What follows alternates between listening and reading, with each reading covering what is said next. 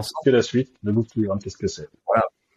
Donc le play to earn, en fait, c'est une généralité, jouer pour gagner. Et le move to earn, ça va être en fait un play to earn, mais qui va être plus spécifique dans le sens où là, ça va être un jeu, mais un jeu qui va être adapté au monde réel, c'est-à-dire que vous allez devoir marcher pour gagner de l'argent. Alors que là, comment ça fonctionne? Alors maintenant, il y a eu plein de copies de Stephen qui ont été faites. Pas forcément avec du succès. En plus de ça, elles sont arrivées pendant le bear market, donc c'est plus compliqué à se lancer. Mais en gros, vous achetez un NFT, une paire de chaussures virtuelles. Vous allez investir dans cette paire de chaussures et le fait de marcher avec votre téléphone dans votre poche et du coup l'application et le NFT qui est dans cette application, on va vous géolocaliser. On va voir le nombre de pas que vous faites et par rapport au nombre de pas que vous faites, vous allez être rémunéré. Donc bien sûr, ça va être plafonné. Si vous avez une paire de chaussures, vous pouvez peut-être marcher 10 minutes en étant rémunéré par jour. Si vous avez 10 paires de chaussures, vous allez pouvoir marcher 1h30 en étant rémunéré. Et donc forcément, plus vous allez avoir un plafond élevé, plus vous allez avoir des tokens.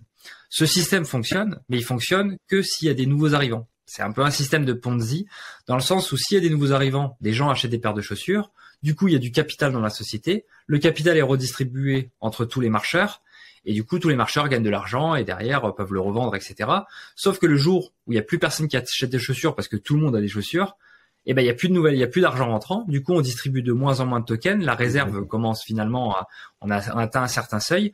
Il y a de moins en moins de tokens, donc les gens commencent un peu à s'y désintéresser, voire même à revendre leurs chaussures parce que finalement c'est plus rentable. Parce que avant on gagnait plusieurs dollars par jour, maintenant on gagne que quelques centimes. On est moins incentivé à vouloir incité à vouloir marcher. Et du coup, on revend les chaussures. Et en plus de ça, comme on revend les chaussures, elles perdent de la valeur. Comme elles perdent de la valeur, les nouveaux qui viennent d'arriver, qui achètent, vont l'acheter moins cher, etc. Et en fait, le système, une fois qu'il a passé ce seuil, il tombe comme tout Ponzi. En fait, c'est un château de cartes. Donc, c'est pas mal, mais disons qu'il faut pas être le dernier arrivé. On peut profiter de ce genre de système. Il faut vraiment être très rapide et surtout être très très connecté, suivre le projet en se disant oula, là ça y est, je pense qu'on est en train de passer un seuil. Je sors du projet parce que je pense que ça va s'écrouler. Et souvent, ça s'écroule qu'en quelques jours.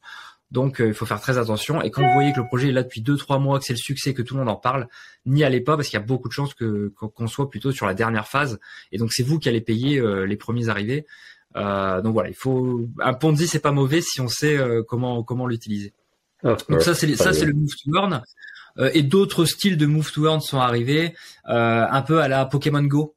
C'est-à-dire vous allez vous balader dans la rue et vous aurez des quêtes, vous aurez des missions, vous allez devoir attraper des personnes. Et puis si vous croisez une personne qui utilise le même move to earn, vous allez pouvoir vous batailler avec. Donc voilà, on commence vraiment à avoir des croisements. Il faut vraiment se dire que le move to earn, ça a que 1 an et demi. Stephen, c'était c'est ça 1 an. C'était mars 2022. Donc en réalité, ça a qu'1 an mais il y a vraiment